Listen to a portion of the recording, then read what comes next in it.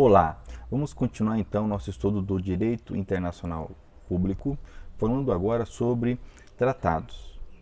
Especificamente, vamos falar sobre a internalização dos tratados. Como vimos, o nosso sistema adota o chamado dualismo moderado, ou seja, o entendimento que há uma ordem jurídica internacional e uma ordem jurídica interna. De forma que, para a validade interna de um tratado, de uma norma jurídica internacional, é necessário um procedimento. Isso por conta da soberania, por conta do entendimento que nós temos, que o Supremo Tribunal Federal adota, de soberania e força da nossa Constituição. Ok? Bom, de acordo com o artigo 21, a competência para celebrar tratados, 21 da Constituição Federal, a competência para celebrar tratados é da União. Ou seja, aqui nós já percebemos que as demais unidades federativas, municípios, estados e Distrito Federal, não possuem competência para celebrar um tratado. Eventual, contrato internacional ainda é cabível, mas não um tratado. E dentro dessa análise, é importante percebermos que o nosso chefe de Estado, o presidente da República, é que tem a competência para celebrar, para assinar um tratado no âmbito externo. É o que diz o artigo 84 da Constituição Federal. Compete privativamente ao presidente da República, inciso 8, celebrar tratados, convenções e atos internacionais sujeitos a referendo do Congresso Nacional. Então, a competência para celebrar é do chefe de Estado, em nosso caso, presidente da República. Porém, isso passa pela aprovação, análise e aprovação ou eventual reprovação do Congresso Nacional. O 49 da Constituição diz que é da competência exclusiva do Congresso Nacional, inciso 1, resolver definitivamente sobre tratados, acordos ou atos internacionais que acarretem encargos ou compromissos gravosos ao patrimônio nacional. Eventualmente, algum acordo, algum tratado que não envolva questões mais impactantes, mais graves em nosso ordenamento, como diz aqui o texto, compromissos gravosos ao patrimônio nacional, eventualmente pode ser celebrado pelo chefe de Estado sem necessidade de aprovação do Congresso. Por exemplo, os chamados Executive Agreements, em que não são obrigações onerosas, mas acordos, chamados acordos de cavalheiros, que facilitam as relações internacionais. Porém, a regra é a necessidade de ratificação pelo Congresso Nacional.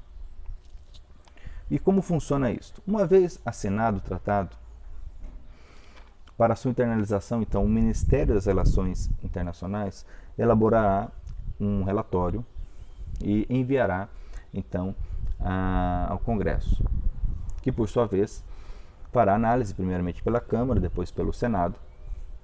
Caso o Congresso aprove o texto do tratado, e aqui é possível também eventual rejeição deste ou daquele ponto, isso também passa pela possibilidade que o tratado admita de eventual texto ser rejeitado ou não.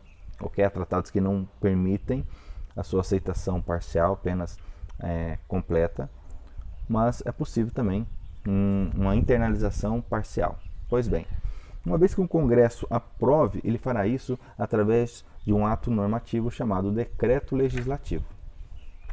Lembrando que, conforme o artigo 59 da Constituição Federal, nós temos como elementos do processo legislativo os atos. Nós temos a Constituição, temos emenda constitucional, nós temos lei complementares, lei ordinárias, lei delegadas, decreto legislativo, resolução. E o decreto legislativo, nesse particular, é muito importante, pois é o ato pelo qual o Congresso permite. Uma vez feito isso, o presidente da República deverá ou não, isso é critério dele, internalizar com o decreto. Então, o ato normativo é um decreto.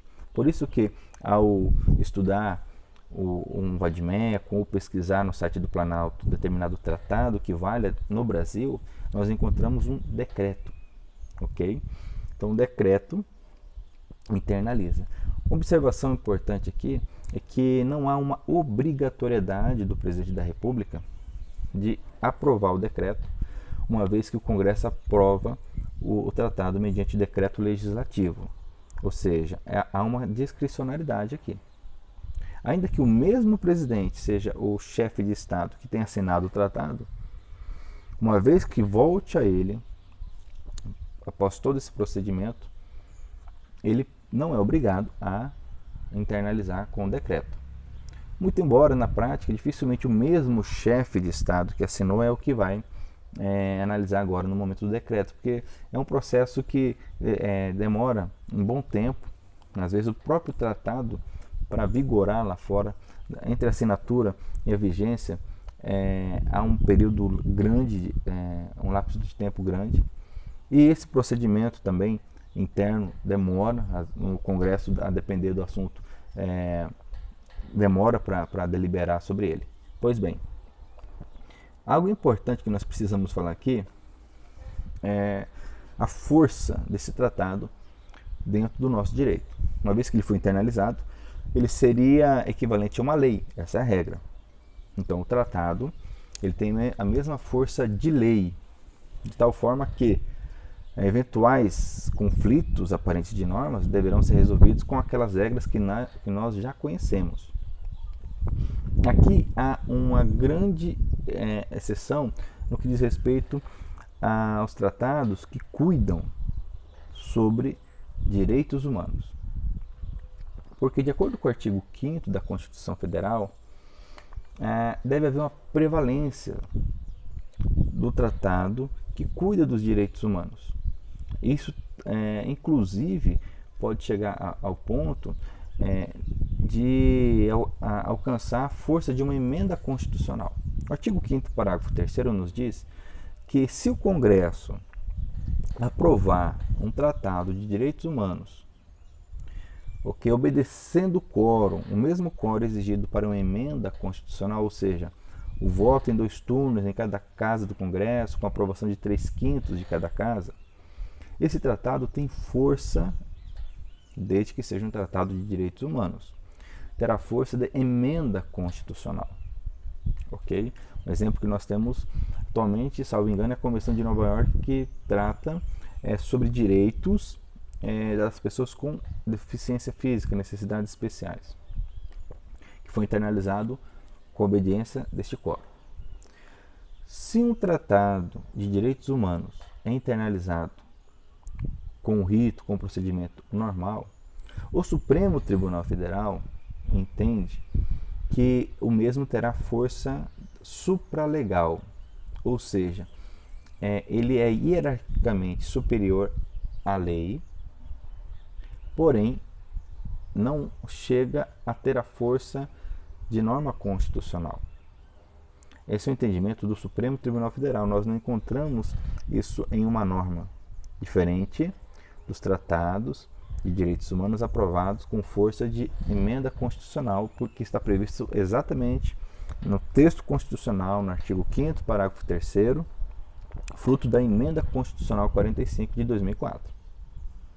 Isso é muito importante de nós entendermos. Tanto é que a parte da doutrina que advoga, defende a ideia de que os tratados de direitos humanos teria inclusive uma vigência imediata. Independente do procedimento de internalização, já teria uma vigência imediata no nosso ordenamento. Nós poderíamos citar aqui defensores dessa doutrina. Flávia Piovesan, por exemplo, entende dessa forma, com base no artigo 5º, parágrafo 2º da Constituição Federal, que vai dizer que os direitos e garantias ali esculpidos não eliminam, não impedem, não deixam de observar outros princípios e garantias previstos em tratados internacionais de direitos humanos. Então perceba, essa é uma corrente doutrinária, mas o que é entendimento pacífico na nossa jurisprudência tratados possuem força legal. Então até que eventual lei interna ordinária posterior pode revogar, alterar um tratado internacional internalizado. Ok? perfeito? Se tratar de direitos humanos, estamos falando aí de força supralegal.